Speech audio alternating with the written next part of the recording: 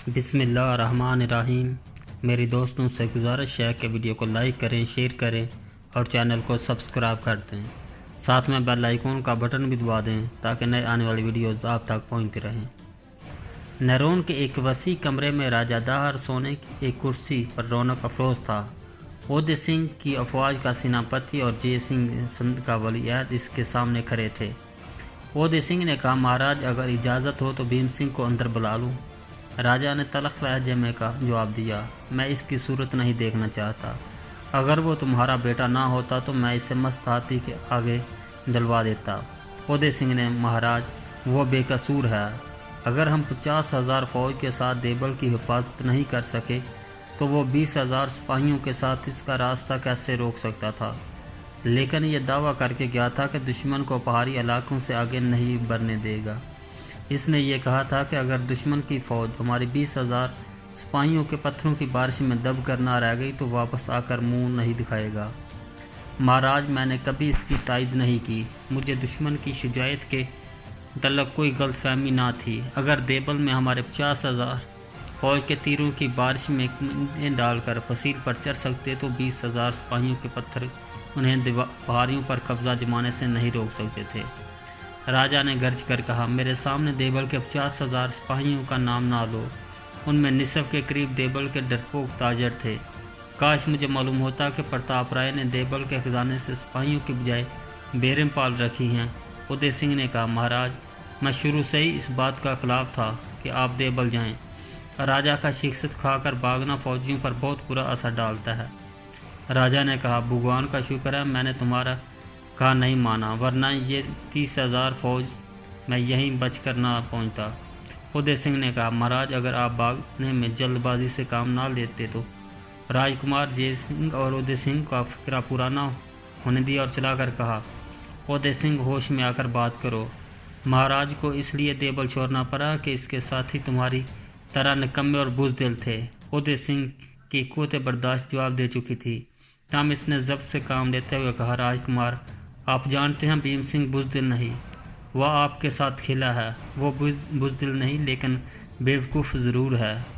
फिर भी मैं पिताजी से कहूँगा उसे यहाँ हाज़िर होने का मौका दें।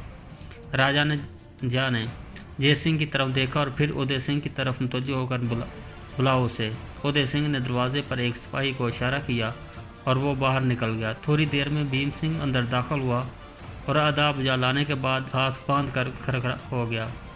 राजा ने पूछा, तुम शिकस्त के बाद सीधे देवल क्यों ना पहुँचे? भीम सिंह ने जवाब दिया, महाराज मुझे ये इल्म ना था कि आप देवल पहुँच जाएंगे और मैंने आपसे चंद ज़रूरी बातें अर्ज़ करने के लिए नैरोन पहुँचना ज़रूरी ख्याल किया। लेकिन तुम्हारा फ़र्ज़ था कि तुम इसी फ़ौज के साथ देवल पहुँचते।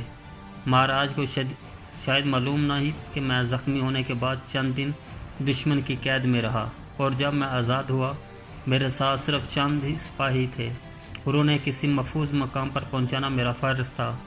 राजा ने कहा, भीम सिंह देवल और बेला के जंगलों में तुम्हारी शिकस्त के ज़िम्मेदार फ़िक्र तुम हो। अगर तुम पहाड़ों पर दुश्मन का रास्ता रोक सकते तो हम देवल में नाकामी का मुँह ना देखते।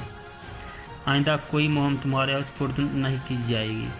भीम सिंह ने जवाब दिया, महाराज मैं खुद भी कोई जिम्मेदारी संभालने के लिए तैयार नहीं।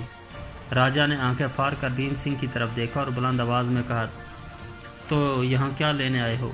उदय सिंह ने अपने बेटे के जवाब से परेशान होकर कहा, महाराज भीम सिंह का मतलब यह है कि इसे बड़े ओहदे की ज़रूरत नहीं। वो आपकी फतह के लिए एक सिपाही की हैसियत में लड़ना भी अपने लिए बायस फ़ख्र समझता है। भीम सिंह अन्नदाता तुमसे खफा हैं, उनके पाँव पकड़ लो। भीम सिंह ने जवाब दिया, पिताजी अन्नदाता की ताज़ीम सर आँखों पर, लेकिन मैं इनके सामने झूठ नहीं बोल सकता। मैं ज़ख्मी था और दुश्मन के सिपाहसालार ने अपने हाथों से मेरी मरहम पट्टी की, मेरी जान बचाई और मुझसे दोबारा अपने मुकाबले पर ना आने का वादा ले बगैर आज़ाद कर दिया। मुझे यहाँ पहुँचने में अपना गोरा तैयार दिया। उदय सिंह ने मुदाखलत की, महाराज हमारा दुश्मन बहुत होशियार है। इसका ख्याल है कि वो इस तरह चापलूसी के करके भीम सिंह और वर्गला सकेगा, लेकिन उसे क्या मालूम कि भीम सिंह के बाप दादा आपके नमक खुआर है। इसकी रगों में राजपूत का खून है और आपके लिए अपने खून का आखिरी कतरा बहा देगा। भीम सिंह ने कहा, पिताजी अगर वो मेरी जान ना बचाता तो मेरे खून का आखिरी कतरा मैदान जंग में बह चुका होता। मैं नहीं जानता कि इसने मेरी जान किस नीयत से बचाई, लेकिन मैं इसके खिलाफ तलवार नहीं उठा सकता। भीम सिंह ने अपनी तलवार उतार कर राजा को पेश करते हुए कहा, महाराज, ये मुझे आपने अता की थी, लीजिए। राजा गुस्से से कांपने लगा और राजा जयकुमार ने भीम सिंह के हाथ से तलवार छीनते हुए कहा, बुज़दिल कमीना। उदय सिंह कह रहा था, भीम सिंह तुम्हें क्या होगा? महाराज से माफ़ी मांगो, वो तुम्हारी तकसीर माफ़ कर देगा। भीम सिंह, मुझे शर्मसार ना करो, दुनिया क्या कहेगी। तो कहते थे कि तुम महाराज को जंग के मुतल्लिक़ एक ज़रूरी मशवरा देने के लिए आए थे। महाराज, मेरा बेटा बेकसूर है, दुश्मन ने इस पर जादू कर दिया है। भीम सिंह ने कहा, हाँ महाराज, इसने मुझ पर जादू कर दिया है। अगर आपने उसे समझने की कोशिश ना की तो किसी दिन इसका जादू तमाम सिंध पर छा जाएगा। महाराज, मैं आपकी इसको जादू के से बचने का तरीका बताने के लिए आया था। उदय सिंह ने पैर चलाकर कहा। भीम सिंह, भगवान के लिए जाओ। राजा ने कहा, उदय सिंह, तुम अब खामोश रहो। तुम्हारा बेटा हमारे इजाज़त से यहाँ आया है और हमारी इजाज़त के बगैर नहीं जा सकता। हाँ भीम सिंह, तुम हमें दुश्मन के जादू से बचने का तरीका बता रहे थे। भीम सिंह ने कहा, महाराज, वो ये है कि आप अरब और सरांदीप के कैदियों को दुश्मन के हवाले कर दें, वरना हमारे खिलाफ जो तूफ़ान अरब से उठा है वो मुझे रुकने वाला नज़र नहीं आता। राजा अचानक कुर्सी से उठकर खड़ा हो गया। तुम दुश्मन के तरफदार बनकर मुझ पर इनकी ताकत का रौब जमाने के लिए आए हो? भीम सिंह ने इत्मीनान से जवाब दिया, महाराज, आप देबल में उसे हुक्म दे चुके हैं। राजा ने चिल्लाकर कहा, देबल देबल, मेरे सामने देबल का जिक्र ना करो। वहाँ मंदिर का